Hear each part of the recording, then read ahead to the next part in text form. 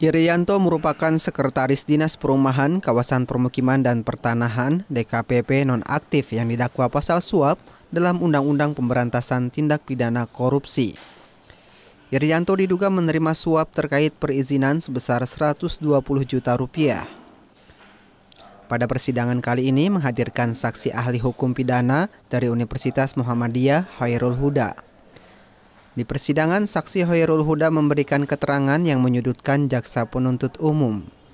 Dia menyebut dalam tindak pidana suap mengharuskan ada dua pihak yang harus dimintai pertanggungjawaban pidana. Namun dalam kasus ini ia mengaku heran karena hanya ada penerima saja. Soal tindak pidana suap dalam hukum pidana ada yang disebut penyertaan mutlak. Delik ini hanya bisa diterapkan jika berpasangan aktif. Penerima suap tindak pidana hanya bisa diterapkan dengan dan pemberi.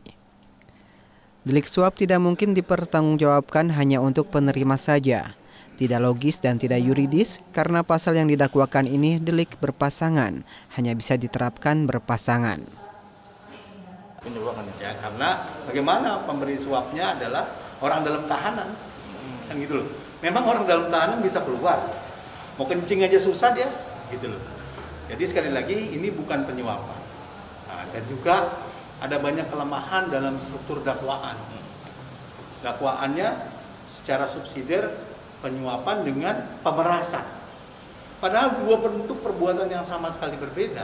Nah tadi seperti keterangan kesaksian daripada ahli tadi sudah sangat menjelaskan bahwa patut diduga, bahkan secara lantang dari ahli menyatakan bahwa ini adalah suatu kasus rekayasa atau lebih tepatnya penjebakan. Dengan fakta-fakta yang ada, Bu ya? Iya betul. Tadi kan sudah sebenarnya kan tadi kuasa hukum bertanya itu dengan membuat suatu ilustrasi, kan pasti ilustrasi yang berkaitan dengan perkara ini walaupun secara tidak menyebut nama ataupun menyebut peristiwa.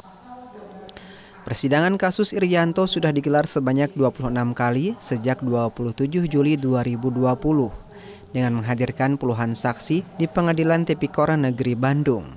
Belum membuktikan siapa yang dinyatakan bersalah dalam dugaan tindak pidana korupsi jenis suap yang menjerat Irianto. Sunandar, Kompas TV, Bandung, Jawa Barat.